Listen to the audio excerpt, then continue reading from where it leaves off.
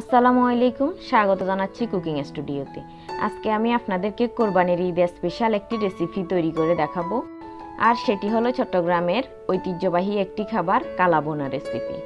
প্রথমেই বলে নিই, কালাবোনা মানেই কালাবোনা, এটি কোনো ভাজা বা পোড়া মাংস নয়। অনেকেই দেখি রান্না করা মাংসকে তুলে তেলে ভেজে কালো করে খেয়ে থাকেন, যাকে কালাবোনা বলে থাকেন। তবে কালাবোনা রান্নার বৈশিষ্ট্যটাই ভিন্ন। চলুন তাহলে দেখে নেওয়া যাক চট্টগ্রামের ঐতিহ্যবাহী কালাবোনা কিভাবে রান্না করতে হয়। আমি এখন আপনাদেরকে সেটাই দেখাবো। চলুন তাহলে কালাবোনা তৈরিতে কি কি লাগে দেখে নিই। গরুর মাংস 1 কেজি, পেঁয়াজ কুচি 1 কাপ, আদা রসুন বাটা 2 টেবিল চামচ, কাঁচামরিচ 7-8টি, হলুদ গুঁড়া 1 চা চামচ, মরিচ গুঁড়া 3 চা চামচ, ধনিয়া গুঁড়া 1 চা চামচ, জিরা গুঁড়া 1 চা চামচ, গরম মশলা গুঁড়া 1/2 চা চামচ, লবণ স্বাদ মতো, তেল 1 কাপ, টক দই 2 টেবিল চামচ, আর লাগবে ভাজা জিরার গুঁড়া 1 চা চামচ, গরম মশলা 1/2 চা চামচ।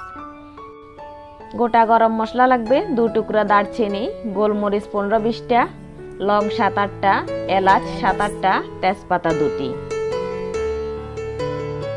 পোড়নের জন্য লাগবে রসুন 2 কোয়া কুচি করে কাটা, মাঝারি সাইজের পেঁয়াজ 1টি কুচি করে নেওয়া, শুকনা মরিচ 3টি। তো চলুন রান্নায় চলে যাই।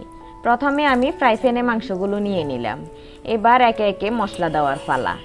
পেঁয়াজ দিয়ে দিলাম 1 কাপ পরিমাণ, আদা রসুন বাটা দিয়ে দিলাম 2 টেবিল চামচ পরিমাণ। এবার দিয়ে দিলাম গুঁড়া মশলাগুলো।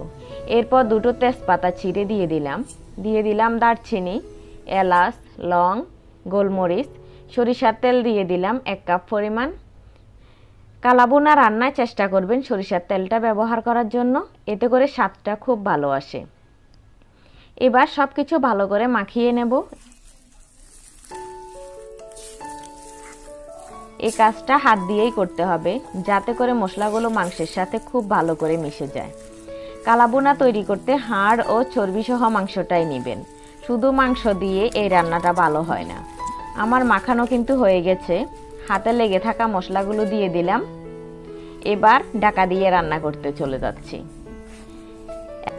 আমি এতে কোনো পানি দিইনি, চুলার আঁচটা একদম ফুল রেখে ঘড়ি ধরে 5 মিনিট রান্না করব।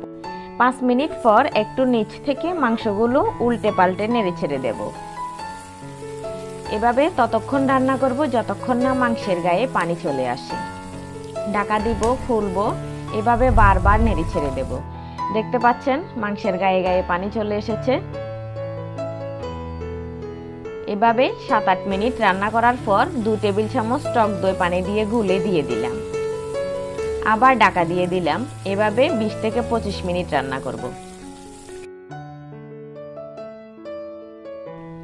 মাঝে মাঝে নেড়ে দেব। দেখতে পাচ্ছেন কালারটা অনেকটাই চেঞ্জ হয়ে গেছে, মাংসের উপরে তেল উঠে এসেছে। এই পর্যায়ে এসে আমি ফালি করে কেটে রাখা কাঁচামরিচগুলো দিয়ে দিলাম। আপনারা এটা দিতে না চাইলে স্কিপ করতে পারেন। কালাবোনাটা একটু ঝাল ঝাল হলে খেতে ভালো লাগে। আবার একটু নেড়ে ছেড়ে ঢাকনা দিয়ে দিলাম। এবার চুলার আঁচটা কমিয়ে অন্যদিকে বাগারের জন্য প্রস্তুতি নিয়ে নিচ্ছি। চুলায় একটা ফ্যান দিয়ে দিলাম, এতে 1/3 কাপ সরিষার তেল দিয়ে দিলাম। আর এই কাজটা কিন্তু আপনাকে অবশ্যই সরিষার তেল দিয়ে করতে হবে।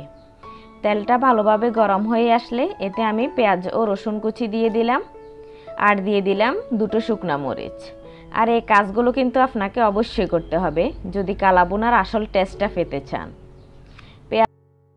পেঁয়াজগুলো ব্রাউন কালার হয়ে আসা পর্যন্ত ভাজবো। ব্রাউনিশ হয়ে গেলে বাগারটা এবার কালাবোনার প্যানে ঢেলে দেব। এবার এগুলোকে খুব ভালো করে মিক্স করে নেব। এখন কিন্তু চুলার আঁচটা মিডিয়ামে আছে। ভালো করে নেড়ে ছেড়ে ঢাকনা দিয়ে দেব 5 মিনিটের জন্য। এতে করে বাগারের ফ্লেভারটা খুব সুন্দর আসে।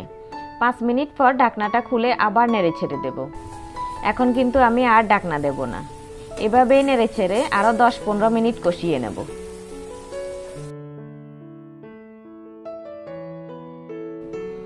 এবার আমি গরম মশলা গুঁড়া 1/2 চা চামচ ও ভাজা জিরার গুঁড়া 1 চা চামচ দিয়ে দিলাম।